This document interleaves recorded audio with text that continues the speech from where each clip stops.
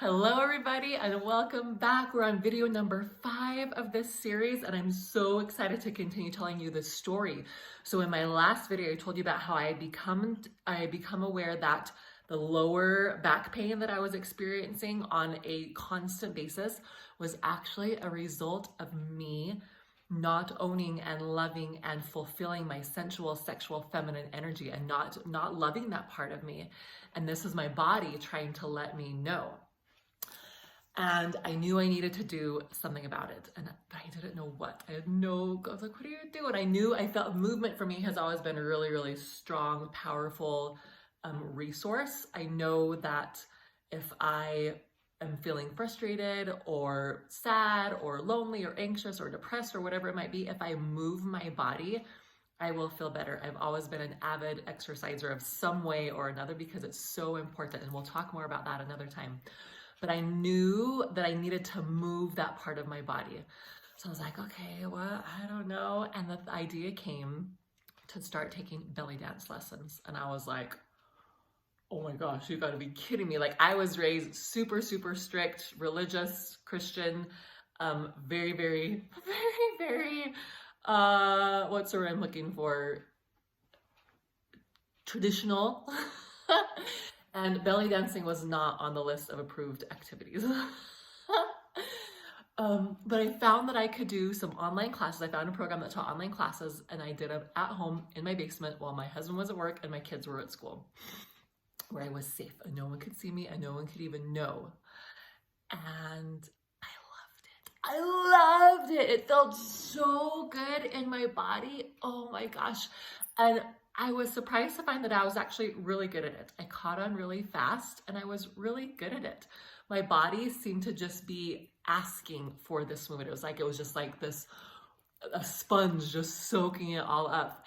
And I started to do more and more. And anyway, that's a whole nother story of how I ended up having a in-person class and ended up even being invited to go and perform. And I've never in a million years thought I would do that. And it was one of the scariest things I've ever done. And I am a performer. I sing, I play the piano, I act, I do all sorts of performance stuff, but I never felt so vulnerable performing in my entire life. It was terrifying and absolutely amazing. And my husband came and he videoed me. And if you search back a couple of years, you'll find the video of it. I think it was in like September. No, it was in the spring of 2021, I think. Maybe. Anyway, it was fantastic. And my back started feeling better and better. And little by little, I started becoming more aware of my body. And I started listening to my body more. And I started noticing how it had an effect on so many different parts of my life. Not only was I becoming more open and more loving and more sensual in the bedroom, because learning to do the belly dance move awakened all that energy and made me start moving in ways that were sensual and sexy. Remember, I had completely shut all of that down. Previously, I disliked anything that wasn't like overtly part of the like needed sexual act. I didn't like it. I didn't allow it. I didn't do it. I didn't allow my husband to do it to me because it felt wrong. It felt so uncomfortable. And so learning to belly dance helped me to kind of awaken and become more aware and more in tune and more, dare I say, in love. Ah, lipstick on my teeth. Got it. More in love with that side of me. And it made the most amazing difference in our relationship because I was opening up. I was becoming more vulnerable. I was stepping into more feminine energy. I was less controlling. In the bedroom and in other areas, I was less frustrated. I was less overwhelmed. I was less of a taskmaster. I was more willing to play with my kids and sit and just enjoy listening to them. We used to do, we try and do dinner together and a family study, scripture study and prayer time every evening. And it was always just a chore. We got to get this done. We're supposed to do this. I know we're supposed to. We're just going to do it. How fast can we do this? And I didn't enjoy it, at least not very often. Now, dinner time is one of my most favorite times. And scripture study and prayer actually takes even longer than it used to because we spend so much time just talking and laughing. And I attribute that pretty much all to me. Because as a woman, I set the tone of the family. As a woman, you set the tone for your family. And excuse me, if you are in frustration, if you are in overwhelm, if you are in hustle, if you are in stress and push, that is the energy that you're sending to your family. And it's hard to be inviting and loving and caring and nurturing when you're in push and hustle and frustration and overwhelm. They don't work well together. But as soon as I stepped out of that and little by little made being in flow and love and nurturing and nourishing and receiving and loving and caring energy more part of how I operated my entire day. And it was hard at first. It was a big transition. And I got really frustrated because I wasn't getting as much stuff done as I normally did. But it felt better in my body.